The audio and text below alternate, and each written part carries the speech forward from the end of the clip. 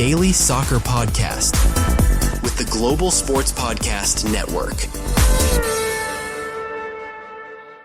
Hello everyone, welcome back to the Daily Manchester United, coming to you soon after full-time whistle has gone at Old Trafford, and it is our first, not only 3 points of the season, but our first win of the competitive season as well. Started off with a Josh Cullen own goal, so still at that point, no Manchester United player had scored in the Premier League until Mbemo came along and got a quick, I guess a goal to put us ahead after Lyle Foster pulled Burnley level. And then we had Jadon Anthony pulling it back again to 2-2 on the 67th minute, 66th minute of the game, before it all went a little bit pear-shaped because Jadon Anthony committed the foul against Fernandes to give us the penalty. Fernandes takes it, converts it, and gets us a first 3 points in a game that had pretty much everything in it, including a lot of drama. My name's Kieran. Alongside me is Tom on this review episode. Tom, we sort of had to listen to this game rather than watch it, but you've had a look back at the highlights as well. What did you make of what you've seen in front of you? Well, it didn't surprise me to see Burnley take the fight to United there because they knew there was going to be some weaknesses and some gaps in that back line.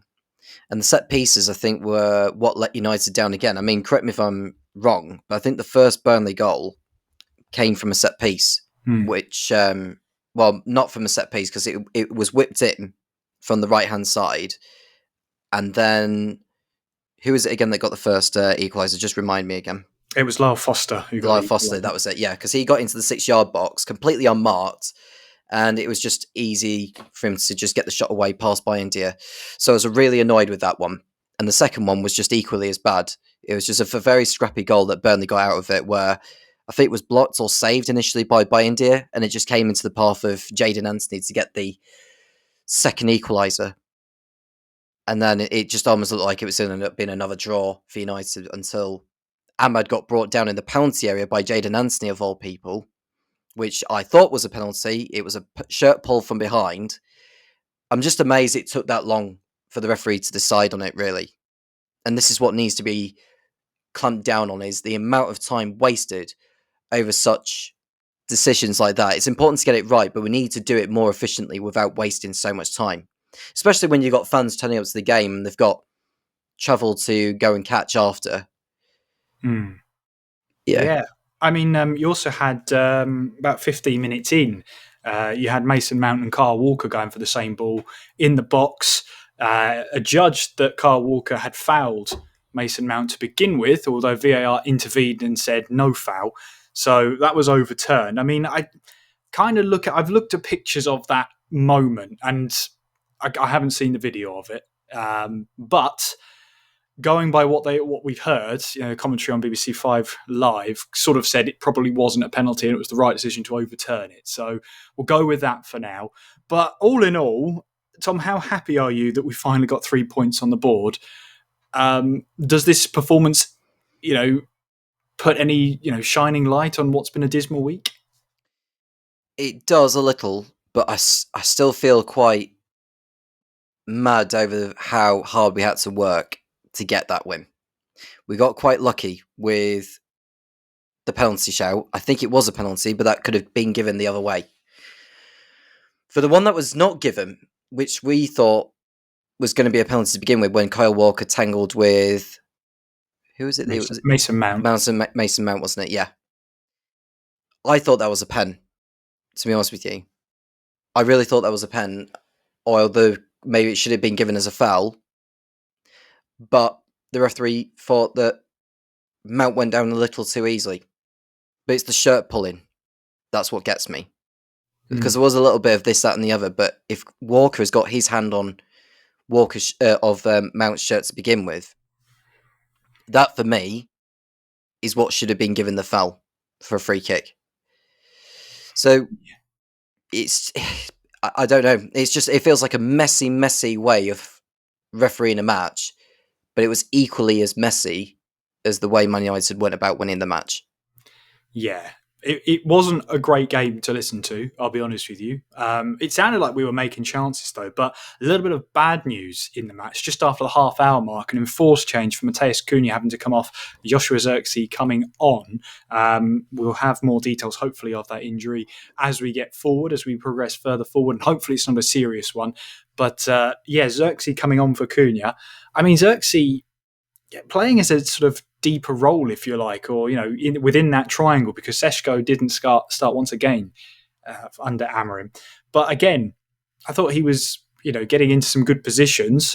Didn't score today, but I thought he doesn't quite have the pace that Cunha has. But certainly we've seen earlier on this season and even last season, you drop Zirkzee down a little bit deeper. It's a different style of play. He holds up the play, tries to bring others into the game and into the attacks. I thought from what it sounded like, he did all right. But all right in a game against Burnley is cutting it fine, isn't it? Especially when everyone needs to be firing on all cylinders. Yeah, and it was good to see him back, because I think that's his first Premier League appearance this season. Since he got injured at Newcastle the back end of last, and United needed Zirkzee, especially for that Europa League final against Tottenham, which we lost. So I'm happy he came onto the pitch and actually made a contribution, but it was very bad to see Cunha go off. I don't know what injury it was. Did you pick up on what kind of injury? Might have been something to do with his knee, which, a knee injury is never a nice sounding thing, but we will obviously keep up to date and bring you the news as soon as we're able to get it to you. So if it's a knee injury, then normally that's not a great bit of news to receive. But we'll confirm that once the United medical staff confirm that to the press. Well, let's just hope it's a quick recovery for Cunha. At least we know he's not going to be involved in Brazil's matches during the international break. But I don't expect him to be back in time for the game against City. I think that's a stretch too far. So we just have to see, hopefully it's just a few weeks on the sidelines, really, for Cunha. One player that's worth mentioning, which I've seen Full-Time Devils tweet, I should say Stretford Paddock had tweeted, is that Brian Mbemo, in terms of his contribution, obviously he got one of the goals, 2 out of 3 shots on target, 5 key passes, including 1 big chance created, 4 out of 5 accurate crosses in that match. Yeah. Another impressive performance from Mbemo, don't you think?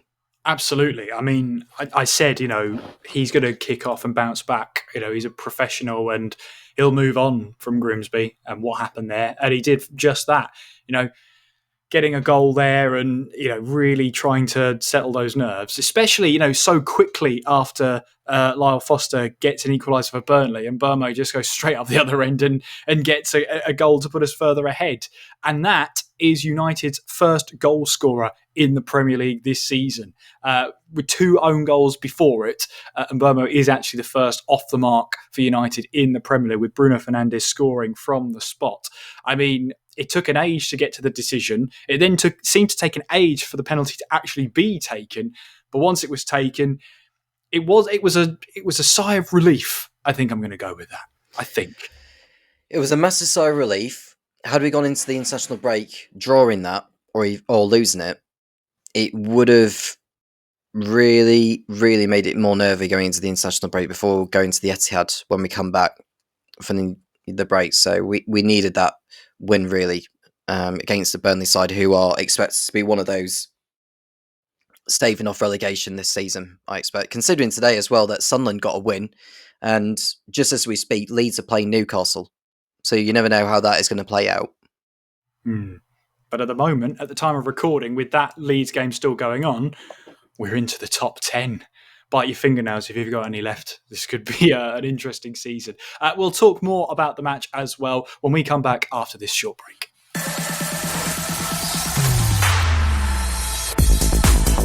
Your daily soccer podcast with the Global Sports Podcast Network. Your body is unique, and Global Sports Podcast Network has partnered with Bionic, the world's most personalised supplements. Bionic provide 100% tailor-made supplements designed to deliver precisely what your body needs at exactly the right levels to optimise your health. No guessing. So click the link in the show notes Use the code GSPN2025 for 40% off your first month's subscription. Buy Unique. Don't settle for off-the-shelf solutions made for just anybody. Get what's right for you right now. Your body is... Your daily soccer podcast with the Global Sports Podcast Network. It's fair to say a big talking point since we last appeared on an episode together. So it was moments after we had essentially finished up recording, and I said, "Oh, Kobbie Mainu will probably be on the bench. This is, bringing him off the bench. It'll be his chance to sort of prove to everybody. He didn't have the greatest game at Grimsby, so this was a time for him to bounce back." I kid you not. Moments after I had finished it up and got all the podcast scheduled for the next day, I sat down and I read that Kobbie Mainu had requested to leave the club on loan, and then Manchester United rejected that request, saying they have no intention of him leaving the club either on loan or permanently. It's another step in this saga at the moment, and I know our Sam is absolutely fuming about the whole ordeal. Well, if United are that determined to keep hold of him to ensure that they are going to be playing him a lot, it goes back to what I was saying, I can't remember if I said it on air or off air, there's going to be injuries and suspensions along the way, and Cunha's today is an example of it. So that's going to leave a gap in that area of the pitch where Fernandes is probably going to need to play in that 10 role. So that leaves an open space in the central midfield where you've got Casemiro, Ugarte and Mainu who are going to be playing in those positions. Maybe Mount as well if he could. But that leaves a door open for Mainu to come in and make more of a contribution to the side. Whether he starts or whether he comes off the bench like today, he's got a chance to make a name for himself.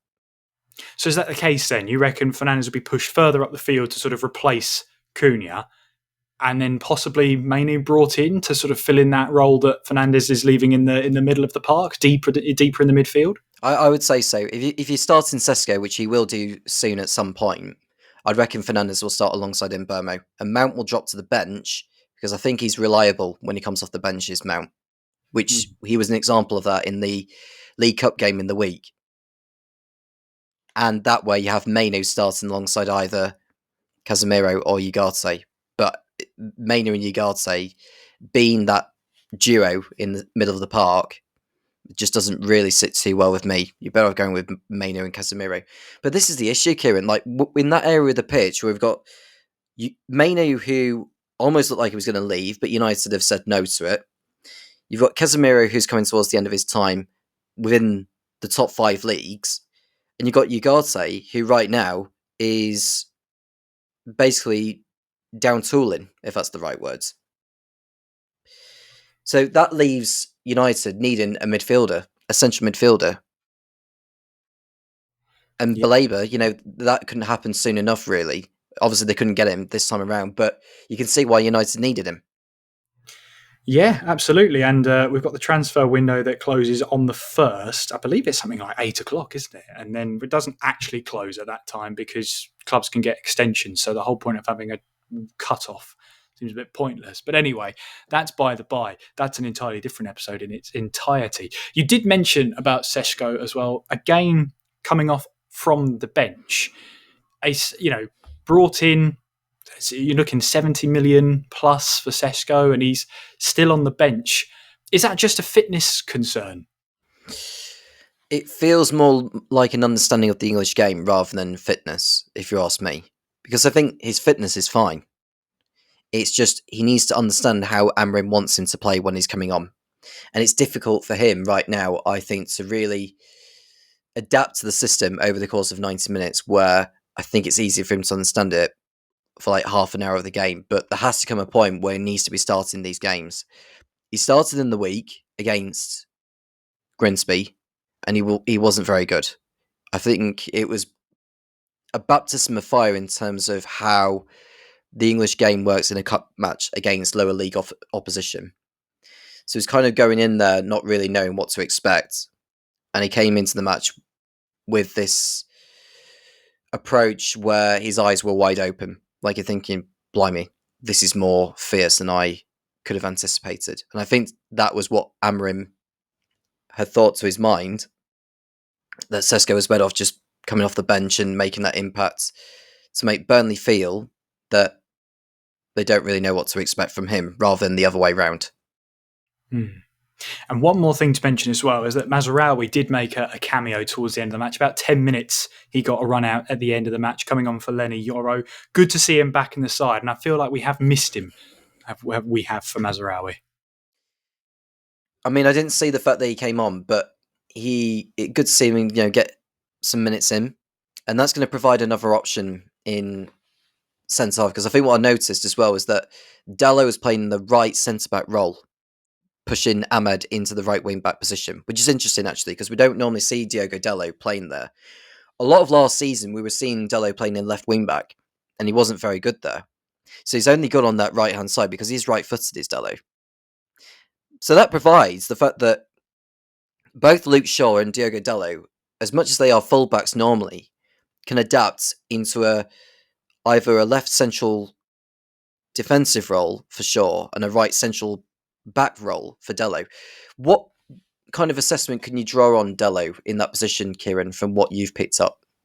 I think because it was difficult because the lineups show that he was actually on the left-hand side, but then, I don't know if it's just a case of they're rotating or what have you, the system coming into play. But, Luke Shaw looked, he was at left wing back for a while, and also Dalot. It was a little bit.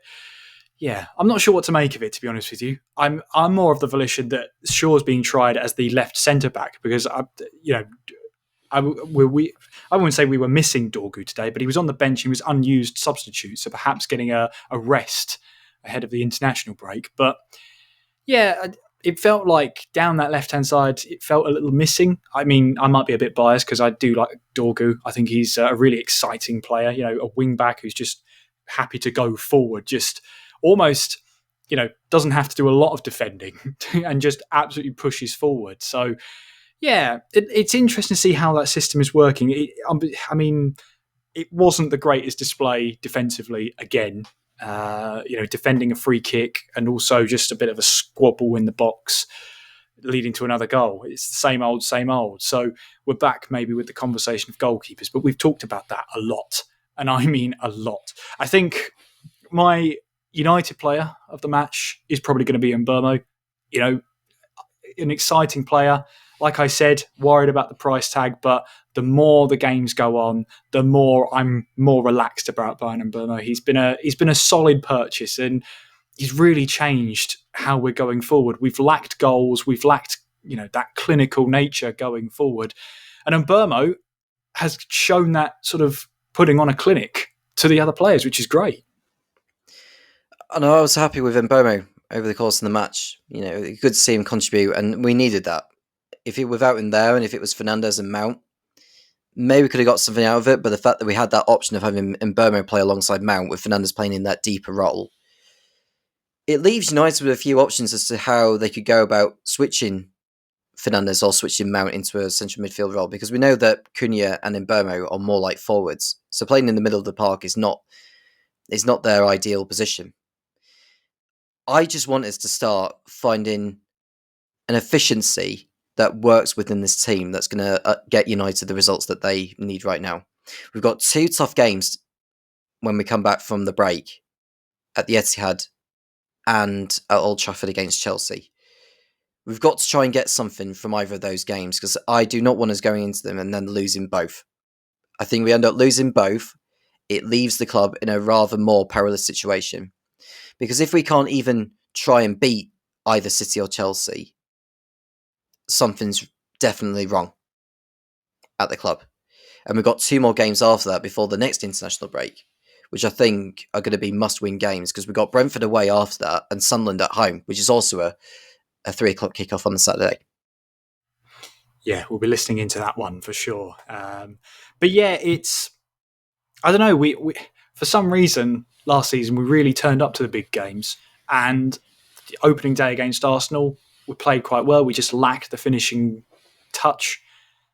I think when it comes to the big games, normally, more often than not, we have the players that do show up. So we shall see. We shall see on that one. But that will just about do it for our wrap-up of the game. It's 3 points on the board, and at the time of recording, at the very least, we're into the top 10. Wow. What a week it's been. What an opening 3 games it's been. We're now heading into the international break. Don't worry, we'll still be here at the Daily Manchester United, bringing you all the content throughout here. Tom and I have a little bit of a game coming up next week. We won't spoil too much, but have a look at continental football. Continental domestic football. That might be on the cards.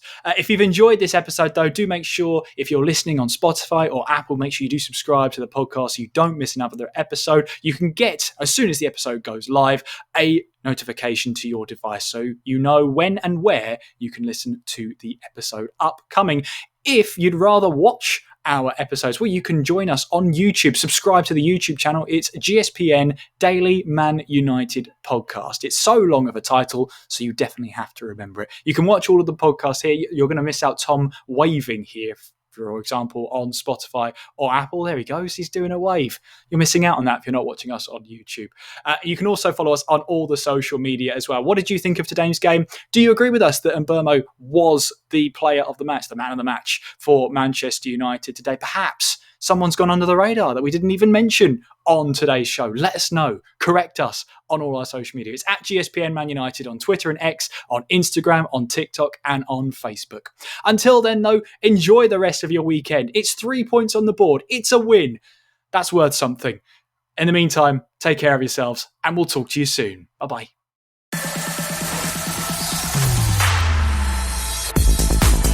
Your daily soccer podcast with the Global Sports Podcast Network.